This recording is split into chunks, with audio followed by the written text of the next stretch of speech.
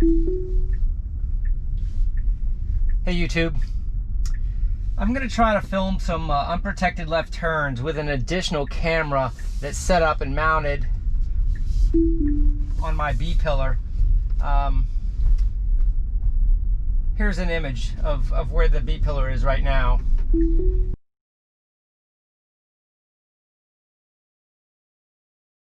So with an obstruction to the left, I'm trying to demonstrate what you can see from where the human is, where the B-pillar is. So here's the stop line. See if the car creeps a little bit.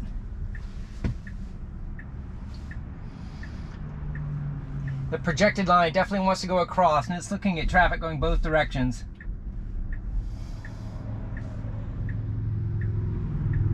The speed limit on this road is about 45 miles an hour, but cars sometimes go 55 in the typical 10 over scenario.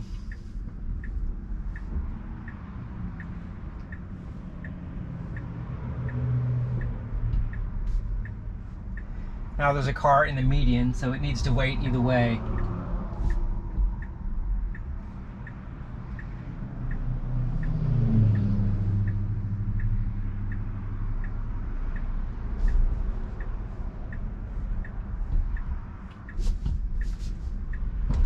Alright, I don't know where it was going to go. There's a car on the other side. So I'm just going to sit here for a second and let that car proceed, and let the pillar footage kind of let you see how the oncoming traffic comes. Now the installed B-pillar camera, according to images from Tesla, has a range of 80 meters. And if these oncoming cars are going 50 miles an hour, that's about 22.3 meters per second. So it's a little less than 4 seconds of visibility till the car is at you. So it's a tight window under the current viewing angle and configuration. We'll try another one or two.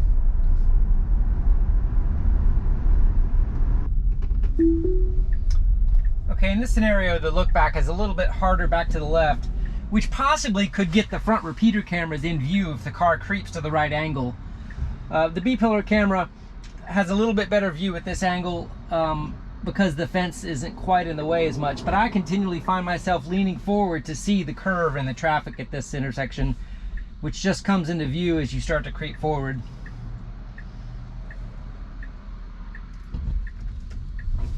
Okay, I had to disengage there because the car was trying to proceed.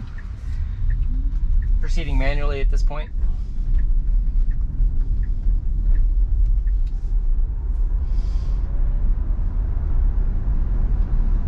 All right, we'll try one more.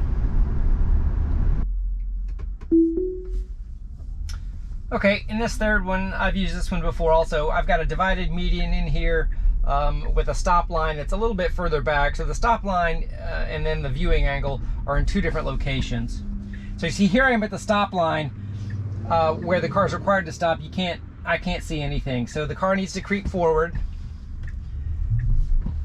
And it decided to stop there, and I disengaged as it tried to proceed again. I'll try to re-engage it.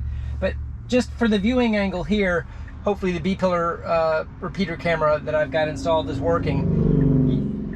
You can see that I have to lean really far forward here to get the perspective I need to safely proceed.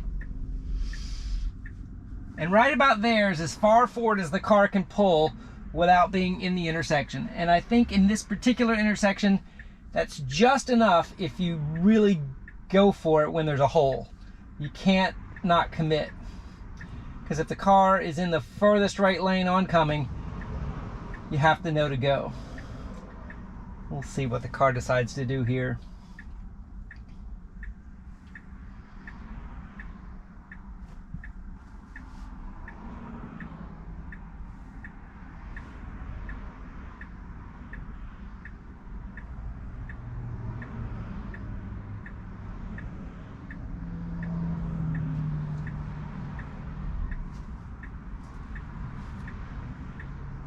Okay, there's a gap now,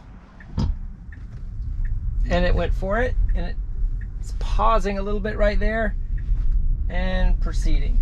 So with that very large gap and no oncoming traffic in the right lane, it worked.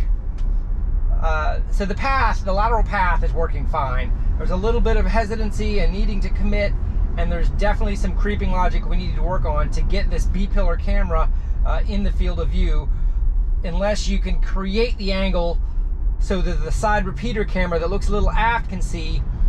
And I haven't done a lot of experimenting to see how the wide angle front camera can see to the left. I'm not exactly sure how far to the left it can see. That would be another opportunity to look into.